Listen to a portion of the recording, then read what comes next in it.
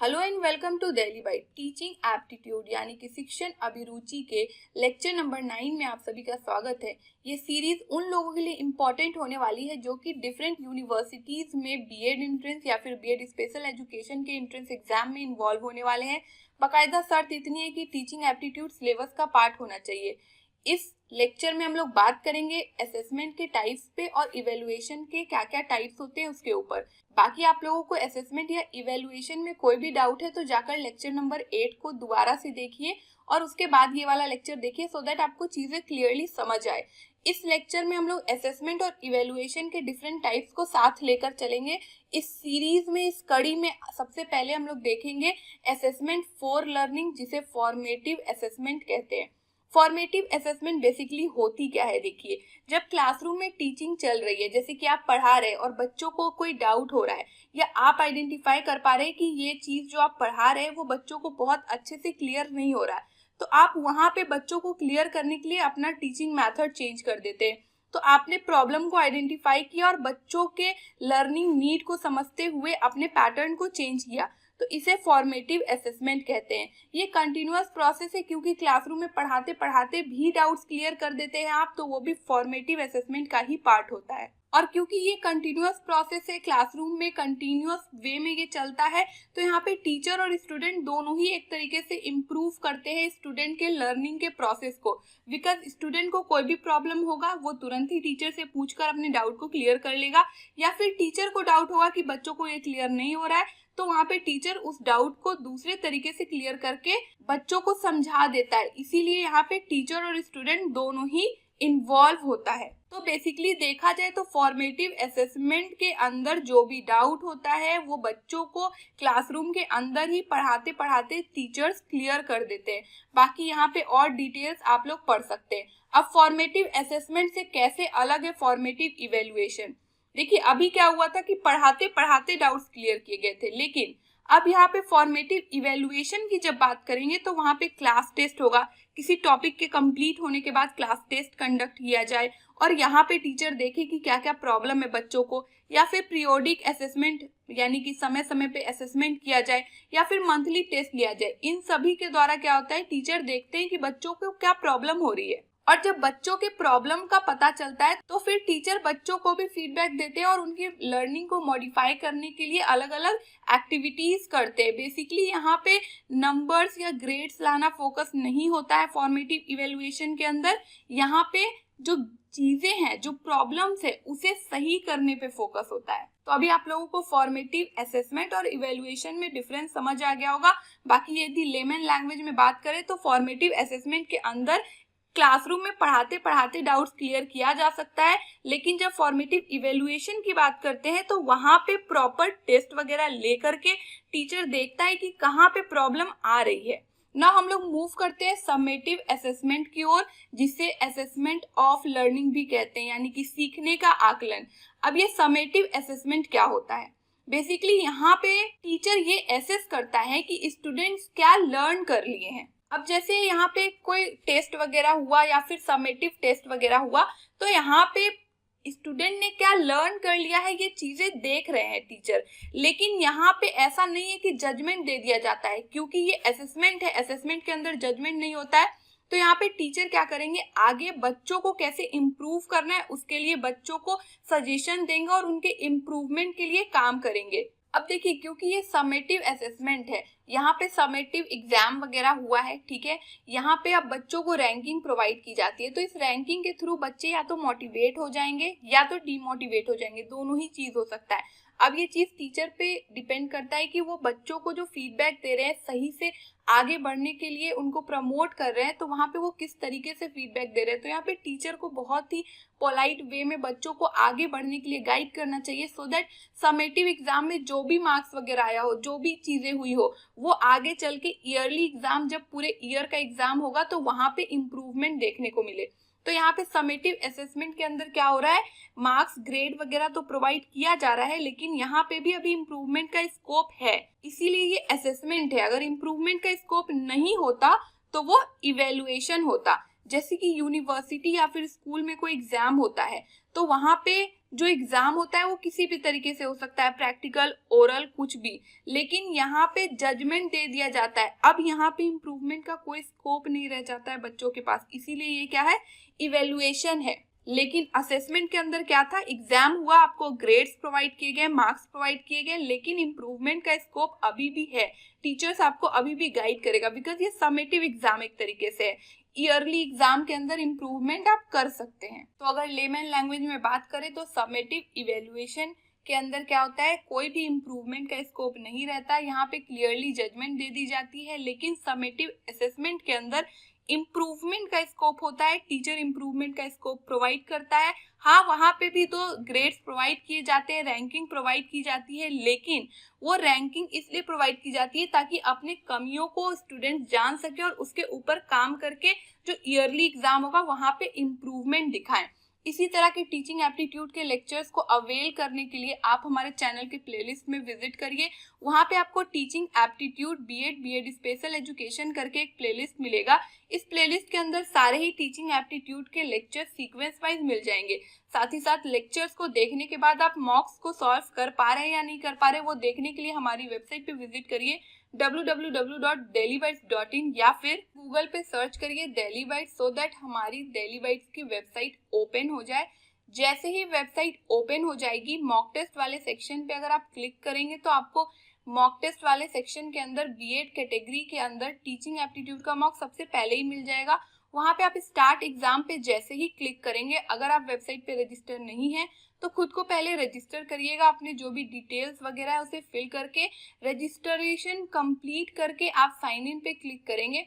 जैसे ही आप sign in पे क्लिक करेंगे और लॉग इन करेंगे तो उसके बाद जो मॉक है आपको विजिबल हो जाएगा। बाय नाउ वाले सेक्शन पे आप जैसे ही क्लिक करेंगे और Delhi bytes seated code use करेंगे, आपको मॉक 50% ऑफ हो जाएगा। तो विजिट करिए हमारी वेबसाइट पे। ना हम लोग आगे बढ़ते हैं और बात करते हैं असेसमेंट एज लर्निंग, यानी कि डायग्नोस्टिक असेसमेंट। डायग्नोस्टिक असेसमेंट को समझने से पहले एक बार फिर से हम लोग देखते हैं फॉर्मेटिव इवेल्युएशन। अब हम लोग फॉर्मेटिव इवेल्युएशन क्यों देख रहे हैं, क्योंकि ये जो डायग्नोस्टिक की प्रोसेस होती है, डायग्नोस्टिक असेसमेंट या इवेल्युएशन की, ये पार्ट होती है फॉर्मेटिव असेसमेंट की ही, या फिर फॉर्मेटिव इवेल्युएशन की ही पार्ट होती है। बेसिकली हम लोगों ने क्या किया था, फॉर्मेटिव असेसमेंट के अंदर देखा कि बच्चे क्या पढ़ रहे हैं, क्या प्रॉब्लम्स हो रही है, उसे क्लास में चेक किया। फॉर्मेटिव इवेल्युएशन में हमने क्या किया, टेस्ट वगैरह लेकर, वर्कशीट वगैरह प्रोवाइड करके जो भी प्रॉब्लम था उसे देखकर फिर क्लासरूम में सही किया।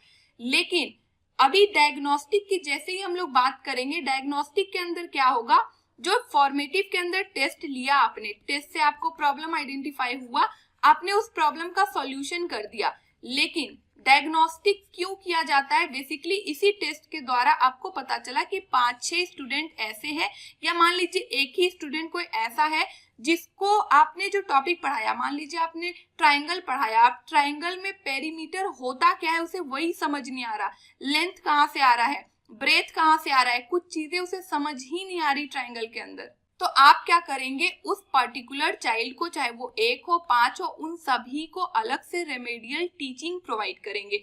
Remedial teaching in the sense, उन इंडिविजुअल बच्चों को किसी और क्लास में ले जाकर उसे पर्सनल गाइडेंस प्रोवाइड करेंगे, तो उसे रेमेडियल टीचिंग कहते हैं। तो डायग्नोस्टिक इवेल्युएशन या असेसमेंट इस तरीके से अलग हो जाता है फॉर्मेटिव से। नाउ अगर हम लोग डायग्नोस्टिक असेसमेंट के बारे में अब बात करें कि असेसमेंट कैसे इवेल्युएशन से अलग है, तो डायग्नोस्टिक असेसमेंट के अंदर क्या होगा, जो आप क्लासरूम में पढ़ा रहे हैं, आपने पढ़ाया, आपने आइडेंटिफाई किया कि ये प्रॉब्लम है, लेकिन कुछ ऐसा प्रॉब्लम है जो आपने क्लास में पढ़ाया, लेकिन कुछ ऐसे बच्चे जिन्हें ये प्रॉब्लम एकदम क्लास में बार बार समझाने के बाद भी समझ नहीं आया, तो आपने क्या किया, उन बच्चों को बुलाकर अलग से रेमेडियल टीचिंग प्रोवाइड कर दी। तो यहाँ पे ये क्या कहला जाएगा, डायग्नोस्टिक असेसमेंट। लेकिन ये इवेल्युएशन कब बन जाएगा, जब एक पूरी टॉपिक, पूरी एक यूनिट आपने पढ़ा दी और उस यूनिट के बाद टेस्ट हुआ और उस टेस्ट में आपने देखा कि क्या क्या प्रॉब्लम है, और कुछ बच्चे ऐसे हैं जिन्हें बहुत ज्यादा प्रॉब्लम है, उनको आपने रेमेडियल टीचिंग प्रोवाइड की, तब वो क्या बन जाएगा, डायग्नोस्टिक इवेल्युएशन। देखिए असेसमेंट और इवेल्युएशन में बहुत ही बेसिक थिन लाइन होता है। अगर मैं लेमन लैंग्वेज में बात करूं तो ये है इवेल्युएशन, और इसका अगर हम लोग थोड़ा सा पार्ट डिवाइड कर दे तो इसी के अंदर असेसमेंट आ जाता है। यानी कि assessment is a part of evaluation. इसलिए बहुत ज्यादा कंफ्यूज मत होइएगा, चीजों को मैंने बहुत ही लेमन लैंग्वेज में समझाने की कोशिश की है, तो इसे आप लोग अगर नहीं समझ रहे इस लेक्चर को दोबारा से देखिए, बहुत ही इजी टर्म्स में मैंने बात किया है ना। अब हम लोग मूव करते हैं आगे और देखते हैं क्राइटेरियन रेफरेंस और नॉर्म रेफरेंस असेसमेंट में क्या डिफरेंस होता है। पहले तो ये देखते हैं कि ये दोनों ही स्टैंडर्डाइज टेस्ट है, यानी कि प्रॉपर किसी रीजन के कारण ये टेस्ट लिया जाता है और कुछ स्पेसिफिक ऑब्जेक्टिव भी होता है दोनों का। लेकिन अब ये क्राइटेरियन और रेफरेंस एक दूसरे से अलग कैसे होता है, इसे जैसे ऐसे समझिए कि आपने कोई कंपटीशन का एग्जाम दिया, जैसे आपने ये बीएड एंट्रेंस का एग्जाम दिया। अब ये बीएड एंट्रेंस का एग्जाम देने के बाद आपको मान लेते हैं बीएचयू में या फिर डीयू में एडमिशन चाहिए। तो बीएचयू में मान लेते हैं 300 नंबर का एग्जाम हुआ, तो वहां पे कहा गया कि 200 नंबर के ऊपर जिसका आया वो सभी पास, यानी कि 200 नंबर क्या हो गया, कट ऑफ हो गया। ये जो कट ऑफ होता है, ये 200 के ऊपर आने वाले जितने स्टूडेंट होते हैं वो क्राइटेरियन रेफरेंस को पास कर जाते हैं। सेम चीज अगर डीयू पे बात करेंगे, अगर डीयू में भी 300 नंबर का एग्जाम होता है और कहा जा रहा है कि 250 में पास हो रहे हैं, तो 250 के ऊपर आने वाले जितने लोग हैं वो सभी कट ऑफ पार कर जाते हैं। तो यही कट ऑफ जिसकी हम लोग बात करते हैं वो क्या होता है, हमारा क्राइटेरियन रेफरेंस, यानी कि उस एग्जाम को पास करने के लिए क्राइटेरिया बना दिया है कि आप अगर इतना में से इतना ला रहे हैं तो आप पास हैं। तो यहाँ पे बेसिकली क्या होता है कि जो मार्क्स या जो परसेंटेज कह दिया है उसे पार करना। लेकिन यहीं अगर बात करें कि अब इसी क्राइटेरिया के ऊपर रैंकिंग प्रोवाइड कर दी जाए, जैसे कि यहाँ लिखा भी है रैंक अलॉटमेंट किया जाए। फॉर एग्जाम्पल डीयू में फर्स्ट लिस्ट आती है कट ऑफ की, उसमें जो होते हैं वो टॉपर्स होते हैं, तो उस टॉपर की जो लिस्ट अरेंज हो रही है उस तरीके से एकदम लास्ट अगर मान लेते हैं 10 सीट है तो 10वां जो स्टूडेंट होगा उसका बहुत पीछे नंबर होगा, लगभग 200 के आसपास नंबर होगा, बहुत नीचे नंबर होगा, है ना। तो ये जो आपका अरेंज कर दिया उस क्राइटेरिया को पार करने के बाद भी कंपैरिजन करके रैंकिंग प्रोवाइड कर दिया, ये कंपैरिजन करके रैंकिंग प्रोवाइड करने को नॉर्म रेफरेंस असेसमेंट कहते हैं। एक बार फिर से इसे हम लोग बहुत ही इजी टर्म्स में समझ लेते हैं कि यहाँ पे एक क्राइटेरिया सेट होता है, क्राइटेरियन रेफरेंस के अंदर एक क्राइटेरिया सेट होता है। ये एक तरीके से पासिंग मार्क्स हो सकता है, कट ऑफ हो सकता है। जैसे इस लाइन को आप क्रॉस किए यानी कि आप क्या हो गए, पास हो गए। तो जितने लोग पास हुए वो सभी क्राइटेरियन रेफरेंस असेसमेंट के अंदर आ गए। लेकिन नॉर्म रेफरेंस के अंदर अब क्या होगा, इन्हीं पास स्टूडेंट्स को रैंकिंग प्रोवाइड करके अरेंज कर दिया जाएगा, यानी कि कंपैरिजन कर दिया जाएगा क्राइटेरिया के बेसिस पे। नाउ ये आप लोगों को समझ आ गया होगा। बाकी अब हम लोग मूव करते हैं सीबीटी यानी कि कंप्यूटर बेस्ड टेस्टिंग क्या होती है। बेसिकली वो सारे एग्जाम जो कंप्यूटर के थ्रू हो या फिर कंप्यूटर के थ्रू कॉपी आपकी चेक हो, जैसे कि ओएमआर पर एग्जाम होता है लेकिन वो चेक कैसे होता है, कंप्यूटर के थ्रू, या फिर एमसीक्यूज वगैरह जो आप लोग कंप्यूटर में या फिर डेली बाइट्स की वेबसाइट पर जाकर मॉक देते हैं तो वो एमसीक्यू के फॉर्म में होता है, लेकिन आप अपने कंप्यूटर या फोन का यूज करके उसे सॉल्व करते हैं। तो ये सभी क्या हो जाते हैं, कंप्यूटर बेस्ड टेस्टिंग हो जाते हैं। ये कहीं पर भी दिया जा सकता है, जैसे कि अगर डेली बाइट्स की वेबसाइट की बात करें तो आप अपने घर पे बैठकर ही दे सकते हैं एग्जाम, लेकिन अगर किसी पर्टिकुलर एग्जाम की बात करें तो वहाँ पे सेंटर अलॉट करके आपको कहीं पे भेजा जा सकता है, तो वहीं पर आपको जाकर एग्जाम देना होता है। तो ये डिपेंड करता है कि आप किस सर्कमस्टांस में बात कर रहे हैं, किस एग्जाम की बात कर रहे हैं, तो उस हिसाब से आप घर पे भी दे सकते हैं और किसी सेंटर पे भी जाके दे सकते हैं। अब हुआ क्या, इस कंप्यूटर के यूज से बहुत ज्यादा स्टूडेंट्स जो है कंप्यूटर फ्रेंडली हो गए। जिसे माउस भी यूज करने में प्रॉब्लम होती थी, अब वो लोग माउस वगैरह यूज करने से बहुत ही ज्यादा फ्रेंडली हो गए। यहाँ पे जो ह्यूमंस होते थे जब वो कॉपी वगैरह चेक करते थे तो बायसनेस का हो सकता है इशू होता हो या एरर का, यानी कि गलती से कुछ गलत को सही कर देना या फिर किसी सही को गलती से गलत कर देना।